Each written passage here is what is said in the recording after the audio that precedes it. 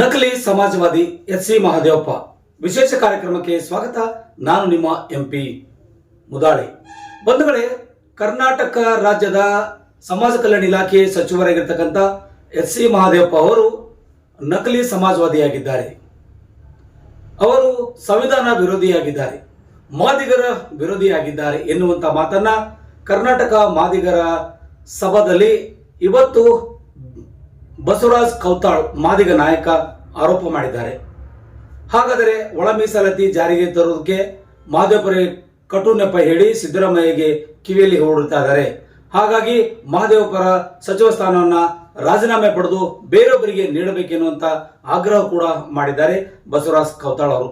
ಇದೇ ಸಂದರ್ಭದಲ್ಲಿ ಎಲ್ಲ ನಮ್ಮ ಮಾದಿಗ ಸಮಾಜದ ಮುಖಂಡರು ನಾವು ಛಿದ್ರ ಆಗಿಲ್ಲ, ಈಗ ನಾವು ಒಂದೇ ಆಗಿದ್ದೇವೆ, ಯಾವುದೇ ಕಾರಣಕ್ಕೂ ಕಾಂಗ್ರೆಸ್ಗೆ ತಕ್ಕ ಪಾಠ ಕಲಿಸಬೇಕೆಂದು ಆಗ್ರಹ ಪಡಿಸಿದ್ದಾರೆ. ಬಸವರಾಜ್ ಕೌತಾಳ್ ಆಡಿರುವಂತಹ ಮಾತುಗಳು ನಿಮಗೆ ನಾವು ತೋರಿಸ್ತೀವಿ ನಾರಾಜ್ ಎಕ್ಸ್ಪ್ರೆಸ್ ಸುದ್ದಿ ವಾಹಿನಿಯಲ್ಲಿ. ಬನ್ನಿ ಆ ಸುದ್ದಿಗಳತ್ತ ಒಂದಿಷ್ಟು ನಾವು ನೋಡ್ಕೊಂಡು ಬರೋಣ. ಏನು ಸರ್ಕಾರ 56,000 ಹುದ್ದೆಗಳನ್ನ ಭರ್ತಿ ಮಾಡಕ್ಕೆ ಏನು ಹೊರಟಿದೆ, ಅದರಲ್ಲಿ ಒಳ ಮೀಸಲಾತಿಯನ್ನ ಯಾವ ಕಾರಣಕ್ಕೂ ನಾವು ಪರಿಗಣಿಸಲ್ಲ ಅಂತ ಏನು ಸರ್ಕಾರ ಹೊರಟಿದೆ. ಕಾಂಗ್ರೆಸ್ ಸರ್ಕಾರ ಸೂಸೈಡ್ ಮಾಡಿಕೊಂಡಿದೆ. ಕಾಂಗ್ರೆಸ್ ಸರ್ಕಾರ ಈ ನಿಲುವನ್ನು ತೆಗೆದುಕೊಂಡು ಆತ್ಮಹತ್ಯೆ ಮಾಡಿಕೊಂಡಿದೆ. ಹಾಗಾಗಿ ಈ ಕಾಂಗ್ರೆಸ್ ಬಗ್ಗೆ ನಾವು ಯಾವ ನಂಬಿಕೆಗಳನ್ನು ಇಟ್ಕೊಂಡಿದ್ವೋ, ಕಾಂಗ್ರೆಸ್ ಸರ್ಕಾರ ಸಂವಿಧಾನದ ಪರವಾಗಿರೋರು, ಇವರು ಕಾನೂನು ಪರವಾಗಿರೋರು, ನ್ಯಾಯ ನೀತಿ ಪರವಾಗಿರೋರು ಅಂತ ಏನು ಇವತ್ತು ಇವರೆಲ್ಲ ಬಗಳೆ ಬಿಡ್ತಿದಾರೋ ಇದೆಲ್ಲನೂ ಸುಳ್ಳಾಗಿದೆ.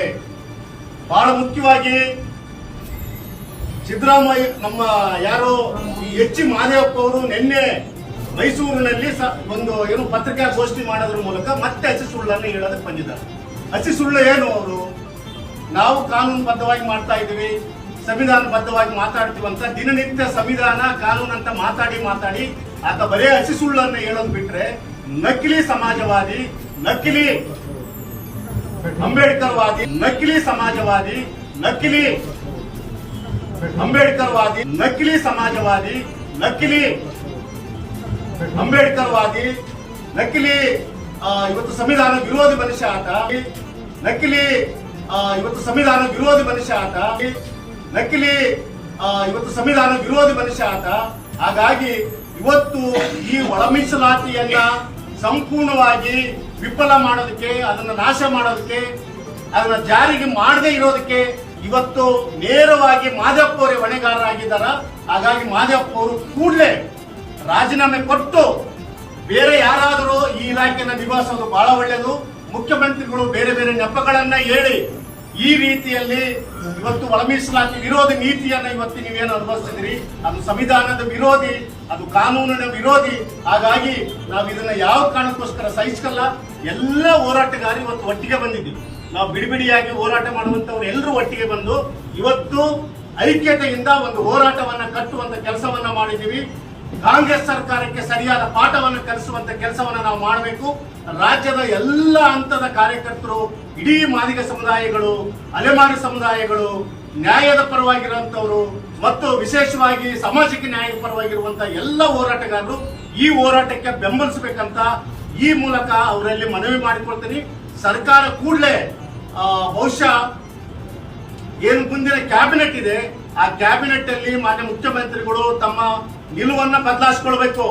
ನಿಲುವನ್ನ ಬದಲಾಯಿಸಿಕೊಂಡು 50ಕ್ಕೆ ನೀವು ಒಳ ಮೀಸಲಾತಿಯನ್ನ ಜಾರಿಗೆ ತಂದು 56,000 ಹುದ್ದೆಗಳನ್ನು ಭರ್ತಿ ಮಾಡ್ರೆ ಅದ್ರ ಬಗ್ಗೆ ನಮ್ಗೆ ಯಾವುದೇ ಅಭ್ಯಂತರ ಇಲ್ಲ.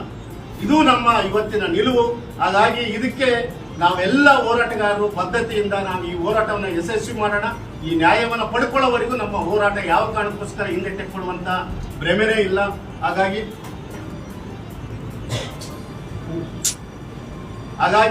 ಬಹುಶಃ ಇದು ಏನೋ ಸಿದ್ದರಾಮಯ್ಯ ಸರ್ಕಾರ ಮತ್ತು ನೇತೃತ್ವದ ಕಾಂಗ್ರೆಸ್ ಸರ್ಕಾರ ಸಂಪೂರ್ಣವಾಗಿ ಸಾಮಾಜಿಕ ನ್ಯಾಯದ ವಿರುದ್ಧ ಇವತ್ತು ತೀರ್ಮಾನ ತೆಕ್ಕೊಂಡಿದೆ. ನೀವು ಸರ್ವನಾಶ ಆಗ್ತೀರಿ ಅನ್ನುವಂತ ಒಂದು ಏನೋ ನಿಲುವನ್ನ ನೀವು ತೆಗೆದುಕೊಂಡ್ಬಿಡಿ. ಹಾಗಾಗಿ ಸಾಮಾಜಿಕ ನ್ಯಾಯದ ಪರವಾಗಿ ನೀವು ಇಲ್ಲ.